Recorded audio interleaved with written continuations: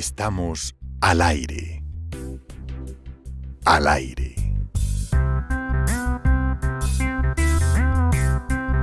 Hoy tenemos un invitado muy especial, Alberto Salcedo Ramos, cronista laureado y prolífico, de quien su amiga y comunicadora, Claudia Consuegra, hace una breve semblanza y de quien leeré 2 crónicas íntimas. Continuaremos con un nuevo cuento del escritor F. Hellman, donde Dios y el diablo se juntan para hacer de las suyas. En No me gusta la poesía, seguiremos admirando el trabajo de la poetisa Diana Valencia. Y terminaremos con la sección Sonografías.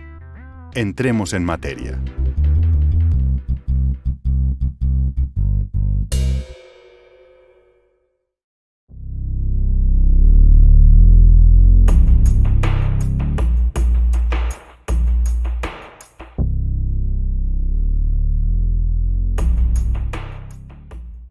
Hoy nos acompaña con sus letras Claudia Consuegra, comunicadora social, periodista, productora de contenidos radiales y gestora cultural ad honorem.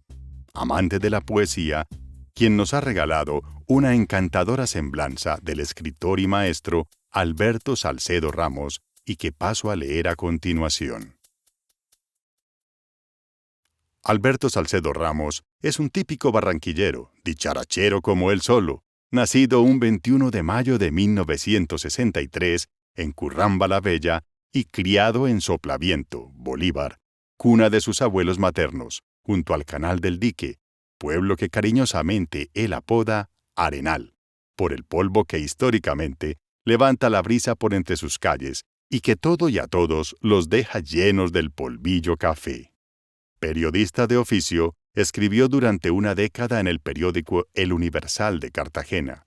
Su facilidad caribe para la tradición oral es plasmada en su pluma talentosa de cronista educado en la Escuela del Realismo de Gabriel García Márquez.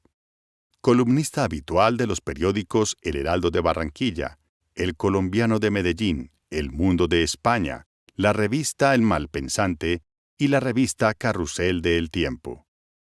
Hace parte de los maestros consagrados de la Fundación Nuevo Periodismo de Indias, fundado por Gabo. Viaja por diferentes latitudes mundiales, dictando talleres de crónicas y de periodismo narrativo.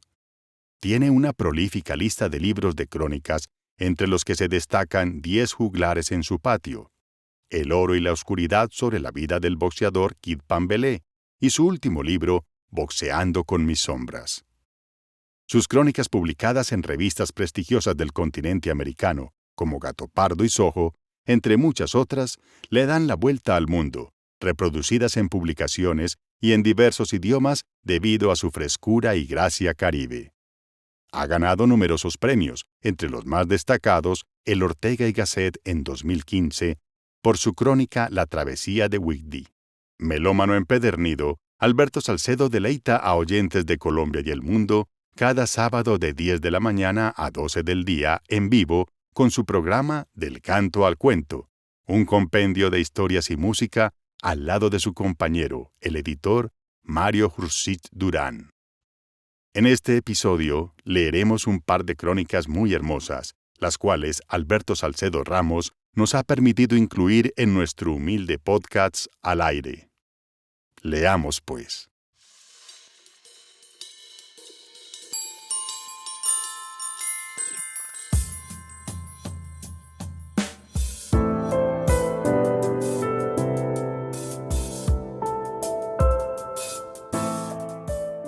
Las verdades de mi madre, de Alberto Salcedo Ramos. En la infancia pensaba que Ledia Ramos Quirós, mi madre, era mayor que mi abuelo. Supongo que mi impresión se debía a que ella, con sus 175 centímetros de estatura y su aire de mando, parecía empequeñecer todo lo que la rodeaba. Yo alardeaba frente a mis primos. Les decía que mi madre era tan inteligente que no necesitó nacer niña y por eso había sido grande desde chiquita. Todo lo suyo era serio, desde el color de sus ensaladas hasta el diseño de la ropa que nos compraba. Camisas grises para mí, faldas hasta los tobillos para mi hermana. A ella no le gustaban ni el ruido, ni la histeria, Ni las parejas que se besaban en la calle, ni los niños que se sentaban a la mesa sin lavarse las manos, ni las mujeres que llamaban 7 veces diarias a la casa del novio, ni los hombres que se descamisaban en público. Todavía hoy, me parece que su sentido del deber era dramático, y en algunos casos hasta desconsiderado con ella misma. También se me antojaba excesivo el rigor con el que solía entregarse a la búsqueda de la verdad, aun en los casos en que esa verdad podía resultarle adversa o dolorosa. Mi madre era incapaz de regalar un piropo en el que no creyera. Mi madre odiaba el engaño, así éste se mimetizara en un objetivo aparentemente razonable como el de amortiguar la calamidad con una pirueta del lenguaje. Mi madre jamás se ponía capuchón para expresar, siempre en voz alta y sin rodeos, sus opiniones. Más de 2 veces la vi correr el riesgo de decir verdades incómodas que los demás temían, simplemente porque para ella ninguna mentira era piadosa. Cuando le salieron las canas, cuando le nacieron los primeros nietos, aprendió, cautelosa, sabia, a manejar sus propias intolerancias para no sufrir a costa de ellas ni fastidiar a las demás personas con sus reclamos. Ya no perdía el tiempo amonestando a los ruidosos con una mirada fulminante como en el pasado, sino que se apartaba del escándalo en busca de una trinchera donde poner a salvo su tranquilidad. En el centro de todo ese sentido psicorrígido del orden, mi madre era un melocotón que se deshacía en el paladar. Nos hacía cosquillas hasta sacarnos las lágrimas. Nos escondía un juguete cualquiera y nos retaba a que lo encontráramos mientras iba repitiendo en voz alta las palabras frío, tibio, caliente, según estuviéramos lejos o cerca de lograr el objetivo. Nos daba un confite de almendra por cada beso sonoro que estampáramos en sus mejillas. Si yo pudiera morir acostado en mi cama, mientras contemplo los arabescos de las telarañas en el techo, y si tuviera además la oportunidad de elegir en ese momento la imagen con la cual quisiera irme de este mundo, escogería el siguiente recuerdo. 24 de diciembre de 1973. Yo tenía 10 años. Estaba estrenando un pantalón blanco de lino que mi madre me había regalado ese mismo día por la tarde con una de sus advertencias favoritas. «Ya sabes, mijo, este pantalón es muy elegante. Trátalo como si fuera un arreo de la iglesia». Sin embargo, esa noche, en vez de andarme con remilgos para proteger el pantalón como ella proponía, me fui a merodear por el cine de Arenal, el pueblo en el que vivíamos.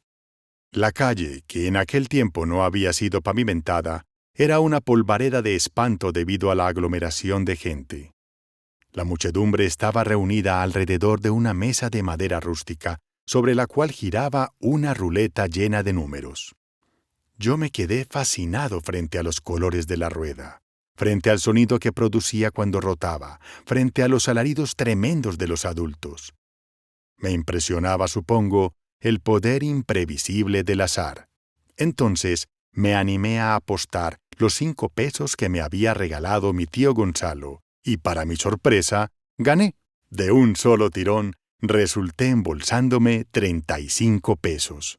Con las ganancias compré, entre otras cosas, una empanada de huevo para obsequiársela a mi madre. Estaba tan embriagado por el sabor del triunfo que me guardé la empanada en el bolsillo izquierdo del pantalón. Mientras corría desbocado hacia la casa, sentía la sensación de llevar en el muslo un tizón prendido.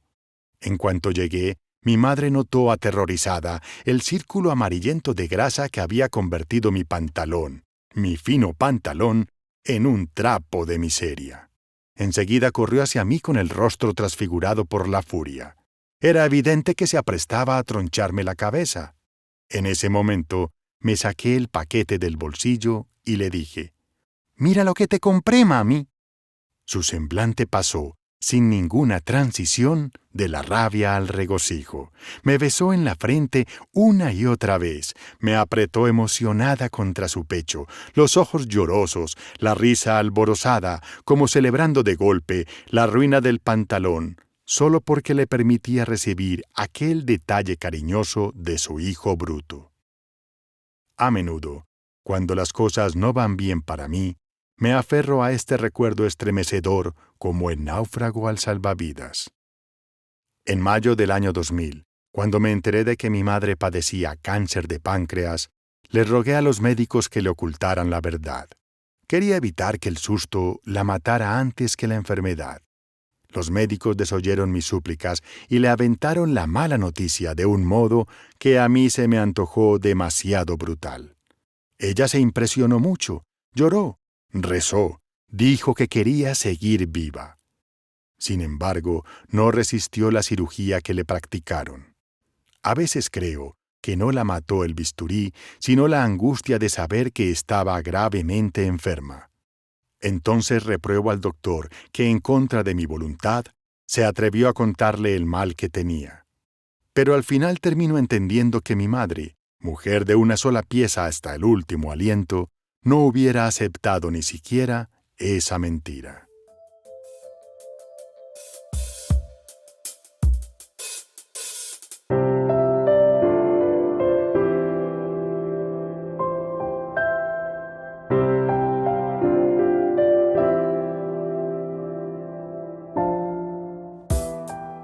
La niña más odiosa del mundo, por Alberto Salcedo Ramos. No hubo en mi infancia una niña más antipática que Socorrito Pino. Confieso que en muchas oraciones le pedí a Dios que la dejara calva, que no le salieran de nuevo los dientes de arriba o que, en el mejor de los casos, se la llevaran, con dientes y cabello, no importa, al punto más remoto de la tierra donde jamás volviera yo a saber de su vida. Aún hoy estoy convencido de que aquel fastidio era justo. Socorrito Pino arruinaba mis alegrías y parecía tener entre ceja y ceja el propósito de no dejarme tranquilo ni un minuto. Cuando yo peleaba con mi hermana Chari, ahí aparecía Socorrito como convidada de pesadilla para impedir que le pegara. Lo hacía interponiéndose entre mi hermana y yo o poniéndole quejas a mi abuelo. Cuando después del baño me ponía frente al espejo para peinarme, la muchachita insistía en que yo estaba perdiendo el tiempo, pues las peinadas no hacían milagros. Muchas de mis siestas, que en aquella época eran sagradas, fueron interrumpidas bruscamente por Socorrito Pino, que me jalaba los dedos de los pies y luego salía corriendo con una risita de triunfo que me taladraba los nervios. Como vivía metida en mi casa a toda hora, conocía el penoso secreto de que yo, con 12 años, todavía me orinaba en la cama, y hasta se atrevía a preguntarme si aquello no me parecía vergonzoso. Un día llegó al extremo de decirme que ella no creía que yo mojara la cama por enfermedad, sino por la pura pereza de levantarme por las madrugadas. En otra ocasión, Socorrito pasó por el parque en el preciso momento en que yo le pegaba un chicle en la cabeza y le gritaba groserías a un compañero que había desperdiciado un gol fácil. Enseguida hizo un gesto acusador con el dedo índice, y aunque no entendí lo que me dijo, deduje que se lo iba a contar a mi abuelo. Dicho y hecho, mi abuelo me asestó una muenda realmente memorable. En medio del llanto, le eché a Socorrito la culpa de lo que me había pasado, pensando ingenuamente que le remordería la conciencia. Lo único que conseguí sacarle fue una frase fría que, además, encubría nuevas amenazas. «Nada de eso», dijo con una cierta resolución adulta. «Los niños no deben decir malas palabras». No voy a dármelas de Santa Claus. De hecho, como pueden colegir por la escena del parque, yo no era, como decía mi abuela Elvia, ninguna pelucita inofensiva. Pero juro que a Socorrito Pino jamás le di pie para que invadiera todos los espacios de mi vida, para que no me dejara respirar ni cuando jugaba fútbol ni cuando dormía. Jamás le busqué el lado. Nunca fui a su casa, que quedaba en la misma calle donde yo vivía, a molestarla. No me levantaba por la mañana maquinando planes que pudieran afectarla, a diferencia de ella, que sí parecía concentrada en el proyecto de destruirme. Socorrito Pino se movía por donde quiera que yo me moviera y me amargaba los días con una eficiencia digna de mejor causa. Hay que aclarar que Socorrito siempre encontró en mí una respuesta proporcional a su falta.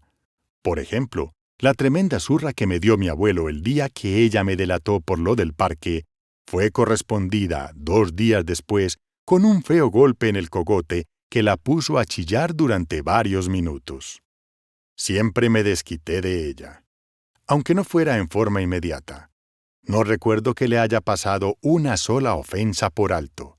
Si esta que me dañaba Socorrito a las 3 de la tarde estaba debidamente vengada a las 5, o a más tardar a la mañana del día siguiente. Esto no resultaba tan difícil, porque a pesar de que Socorrito siempre huía a las carreras, tarde o temprano regresaba. La verdad sea dicha, muchas veces fui más brusco de lo que ella había sido conmigo. Y sin embargo, no me arrepentía, porque la gracia no estaba solo en ajustarle las cuentas, sino en amedrentarla para que nunca más se apareciera por mi vista. Vano empeño. Después de mi golpe, venía su llanto. Luego, el retiro de ella hacia su casa, y al rato estaba de nuevo al lado mío, como si nada, dispuesta a una nueva maldad. Socorrito Pino tenía un cabello negro y abundante. «Un cabello lindo», decía la gente. Bueno, eso sería cuando estaba seco, porque cuando estaba mojado, recién peinado, llevaba una horrible raya torcida en la mitad. En todo caso, la atracción que yo sentía por ese pelo no parecía estética sino vandálica. Allí me cobraba todos los desmanes de su dueña. La muchacha vestía con descuido, siempre descalza y siempre con los dobladillos del vestido zafados. Aparte, daba la impresión de estar siempre sucia. Yo sentía muchísima rabia cuando mis tías decían que era bonita. Con sus dientes pasaba algo parecido.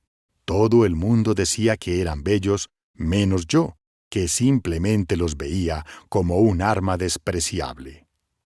La situación llegó al punto en que yo le pegaba hasta cuando no me hacía nada, solo por su repelencia de existir y colocarse a mi lado con ese aire de niñita autosuficiente. No sé por qué Socorrito nunca se quejó ante su hermano Fernando, un gigantón de 15 años que tenía atemorizado a medio pueblo de Arenal.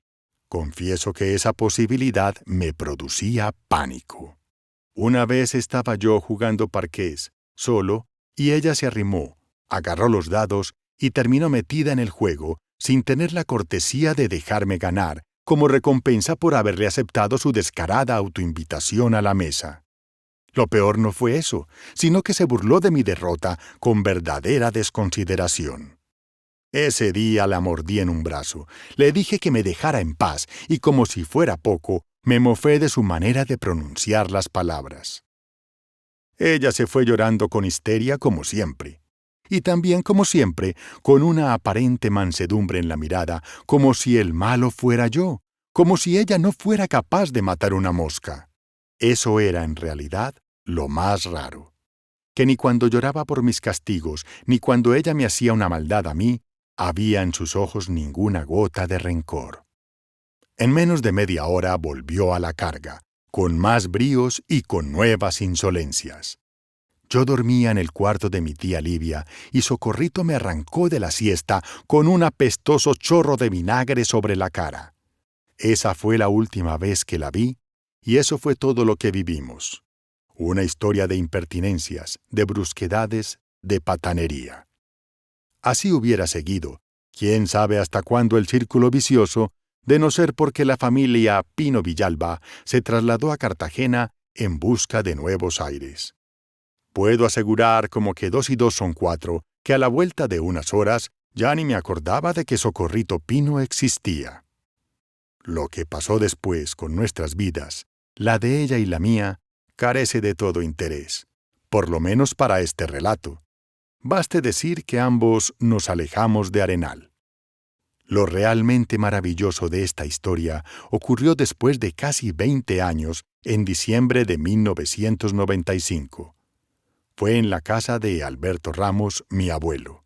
Cuando llegué, estaba mi abuelo conversando con una mujer que, de lejos, lucía estupenda. ¿Sí te acuerdas de ella?, me preguntó mi abuelo con una sonrisa. No lo dudé ni un segundo. Era Socorrito Pino, idéntica, como si apenas hubieran traspuesto su cara del pasado a este cuerpo formidable de hoy. Que estuviera igual implicaba que ya desde niña había sido atractiva. Solo que yo no quise verlo por la antipatía que sentía por ella. O tal vez fue que no pude verlo por física torpeza. Sí, claro, ella es Socorrito Pino, dije un poco aturdido. En cambio, la mujer lució fresca, deliciosamente fresca, cuando mi abuelo le preguntó si se acordaba de mí. Su respuesta todavía me sobrecoge el corazón. ¿Cómo me voy a olvidar de él, señor Albertico, si fue mi primer novio?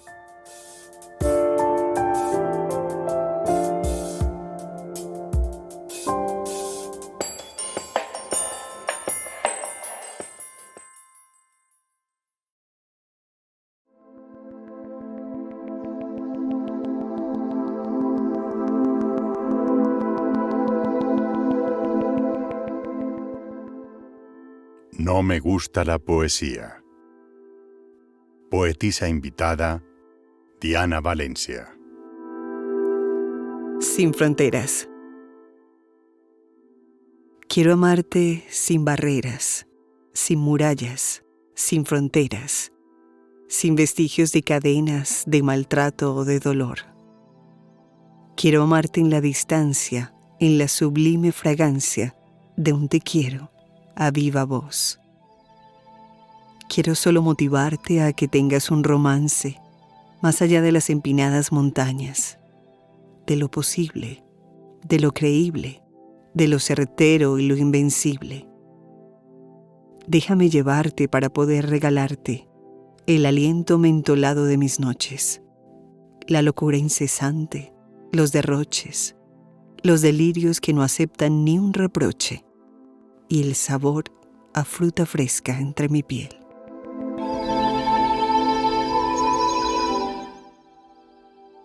Abro mi corazón. Abro mi corazón para mostrarte qué hay dentro. No sé si este amor lo dejarás crecer. No sé si estoy viendo el sol vestido de luna y el asfalto lo siento como arena. No sé si la lluvia que me moja es mi propia lluvia o es el baño de tu lágrima que me cobija. No sé si el viento, con su mágico aliento, nos susurre al oído canciones de amor y nos regale brisa sonora en el amanecer. Solo sé que me conmueves, que sacudes mis instintos, que me dueles y que ansío tu presencia hasta la médula.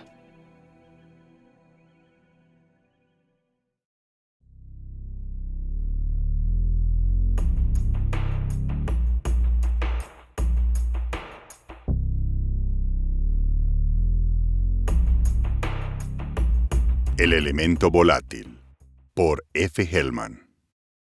Ab insomni non custoditat dracone. Fuera del dragón insomne, las cosas no están custodiadas. Artesón 4, séptima serie. Castillo de Dompierre-sur-Bouton. Artesones de la Galería Alta.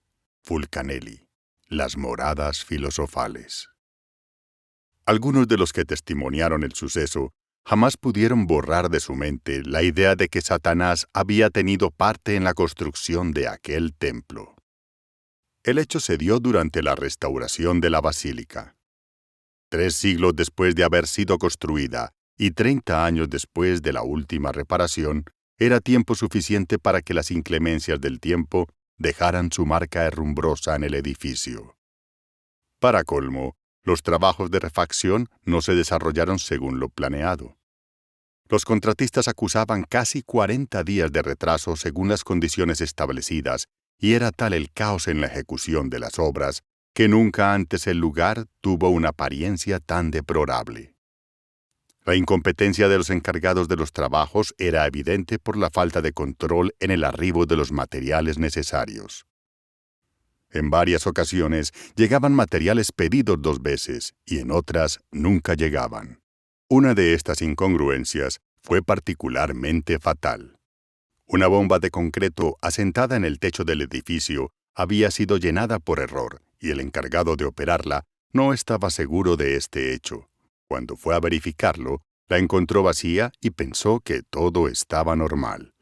Pero este es el final de la historia. El destino había marcado sus designios desde un año atrás. Fue en la época en que Esteban Santoyo quedó huérfano por segunda vez. Su padre había muerto y las instrucciones dejadas por él indicaban que sus hermanas habrían de hacerse cargo de la crianza del soñador primogénito. Después de las primeras semanas de feliz anarquía, el joven fue puesto en orden, fue vestido en forma rígida, fueron definidos los parámetros de su educación y fue encauzado de nuevo en las cosas de Dios. La misa dominical formaría parte de sus hábitos recuperados. Fue en la iglesia donde lo vio. Representado dentro de la armonía que le concedía aquella inmensa bóveda, lucía fastuosamente sus garras aquel monstruo épico que siempre torturó las noches de Esteban Santoyo. El descubrimiento tuvo lugar el día de San Anselmo, cuando la tía Cotorra lo llevó casi forzado a la comunión. Desde su entrada al templo de arquitectura gótica, le llamó poderosamente la atención el cuidado con que habían sido tallados en bajorrelieve los capiteles de las columnatas y los dinteles. Pese a su formación católica rígida, donde el catecismo impartido no daba cabida a la reflexión sobre las incongruencias de la doctrina, él había encontrado por su propia cuenta una contradicción fascinante en los templos católicos adornados por exuberantes y poderosos demonios. La encontró desde que le llegaron las primeras postales que le enviara su primo Ricardo Sepúlveda desde París, donde pudo ver el sagrado templo de Nuestra Señora coronado por una pléyade de demonios gesticulantes, sátiros y gárgolas terribles que hacían dudar seriamente del poder absoluto de nuestro Señor Jesucristo en la tierra. Aquí estaba el poder absoluto de su fantasma en el cielo raso. La fascinación en la contemplación de aquella imagen iba más allá del tributo estético, más allá del sentido iconográfico. Su fascinación era porque por primera vez había visto materializado en la tierra un ser nacido en su mente. Muy curiosamente, pese a haber estado seguro por años, un adulto diría que solo fueron meses, de que moriría de pavor si algún día el monstruo de sus pesadillas se materializaba en cuerpo y alma, este demonio materializado en hormigón y yeso no le producía el más mínimo repudio. Entendía que por primera vez podía contemplarlo a sus anchas, sin la molesta ceguera de la somnolencia de las pesadillas. No era terrible como él suponía, era fastuoso. Casi podía sentir el aleteo de sus poderosas alas de murciélago. Casi podía sentir el punzón de las garras de sus 4 patas. Casi podía sentir la tersura de las 4 cabezas, la del león, la del buey, la del cordero, la del perro. Casi podía sentir la fetidez de la orina de aquel falo inmenso. Lo imaginó volando sobre las cabezas de los parroquianos idiotizados por el canto. Los imaginó corriendo despavoridos en castigo a su terquedad de asistir en denso paño negro a un oficio de domingo caluroso en pleno sopor del mediodía. Imaginó a su tía suplicando clemencia y se vio a él mismo como domador experto dominando al monstruo con el zurriago de cuero heredado de su padre, el que trajo desde su casa paterna. Se juró que el próximo domingo, y todos los siguientes, asistiría siempre al templo con el zurriago. Nunca se sabría cuándo se produciría el milagro. El milagro nunca se produjo, aunque el suceso se juzgó insólito. El carácter solitario y silencioso de Esteban Santoyo siempre fue asociado con su personalidad soñadora. Nunca hubo en él particularmente rasgos notorios de rebeldía, a excepción de su renuencia hacia sus deberes católicos. Por eso la petición de querer ser monaguillo en la parroquia fue recibida con el mejor agrado por parte de sus tías, que suponían que en él se operaba un positivo cambio. A nadie de su familia extrañó su afición a permanecer muchas tardes a solas dentro del templo. Lo consideraban como un rasgo promisorio de una personalidad serena, adusta y ortodoxa. Pero en realidad, su móvil era bien distinto. Nadie conoció nunca el placer extremo que para él representaba la contemplación de las cornisas, de la bóveda, de los tímpanos, de todos los rincones de aquel lugar sagrado plagado de demonios. Hacía poco tiempo, había caído en sus manos un ejemplar vetusto del misterio de las catedrales de Fulcanelli, que junto con las postales de su primo, le habían hecho ambicionar descifrar alguna vez el significado profundo de la estatuaria jeroglífica. Jamás pensó que en su propio país encontraría una decoración eclesial de estilo gótico que tan fielmente reprodujera los símbolos de las catedrales europeas. Contemplaba con placer y sin entender fascinantes figuras de alquimistas velando su atanor, de dragones alados escapando de torres en clara alusión a una de las fases de la gran obra de la piedra filosofal. Vio imágenes de los argonautas en busca del vellocino de oro. Vio imágenes de una serpiente alada que buscaba su cola para mordérsela. Vio un bastón con 4 cabezas, cada una de las cuales representaba a las 4 elementos. Vio esto y muchas otras figuras paganas sosteniendo la inmensa mole del edificio cristiano. Pero por encima de todo, veía al monstruo. Veía en él representados los principales símbolos alquímicos, las alas que simbolizaban el elemento volátil, las garras que simbolizaban lo fijo, las 4 cabezas, una para cada elemento. Ansiaba entender ese jeroglífico. Sabía que la dirección de cada mirada tenía un significado, como el número de sus dedos, la cantidad de sus escamas, la posición de sus alas. Y cuando se sustraía a la ambición de entender, sucumbía a la fantasía de poder. Poder volar en su dragón dominado, recorrer los cielos en esa máquina de fuego, según lo prometían los textos que hablaban sobre la piedra.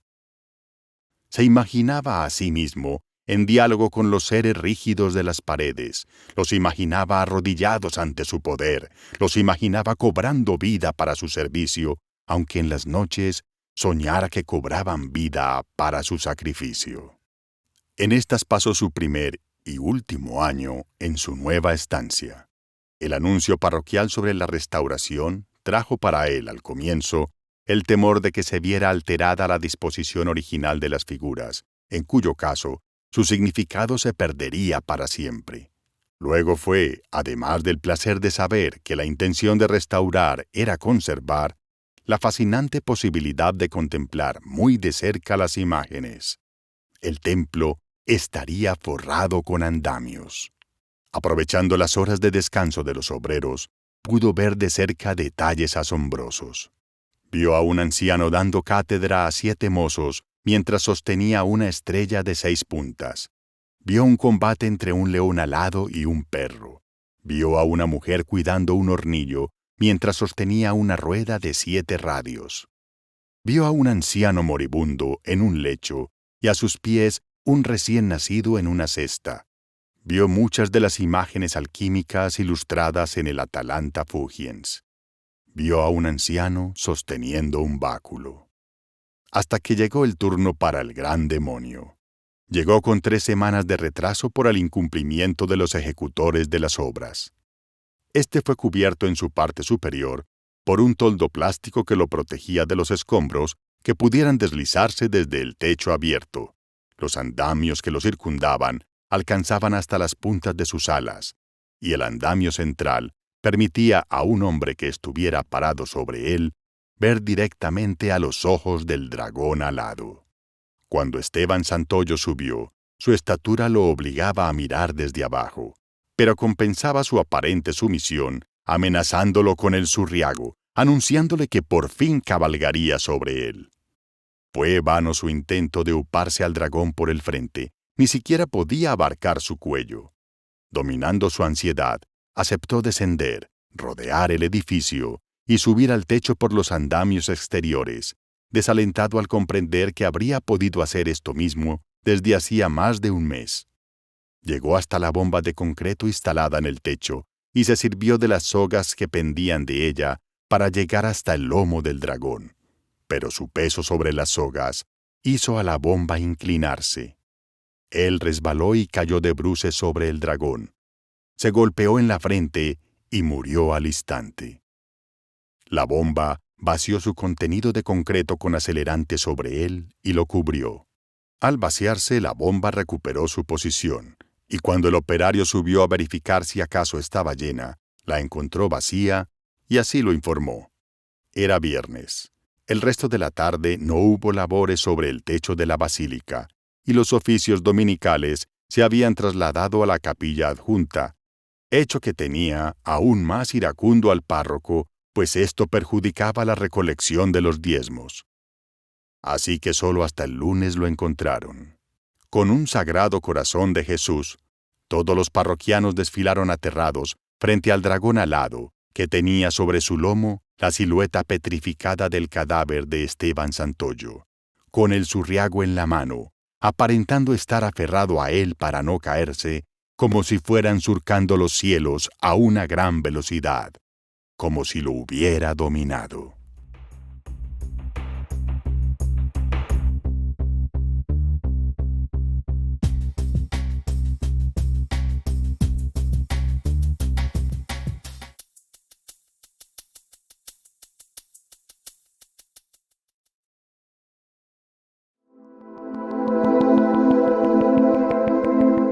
Sonografías. La sonografía número 2, que aparece en el episodio número 3, ha sido descifrada por la oyente Santa 1900. Se trata de una persona barriendo la calle. Muchas gracias a Santa 1900 por participar y felicitaciones por tan buen oído. Veamos quién acierta la sonografía número 3 que aparece en el episodio de hoy. Y aún nos falta descifrar la sonografía número 1.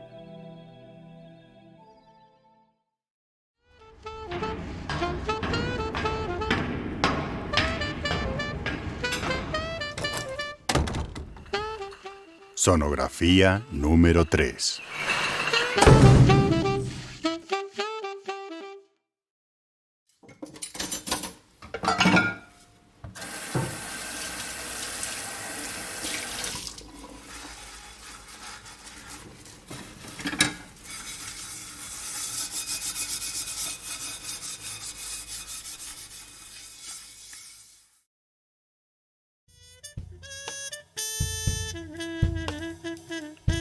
Y esto ha sido todo por hoy, aéreos escuchas.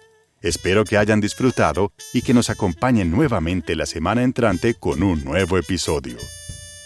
Sus comentarios en iVoox y sus corazoncitos son un aliciente y una manera de mejorar para este podcaster amante de la lectura. ¡Feliz semana para todos mis aéreos escuchas!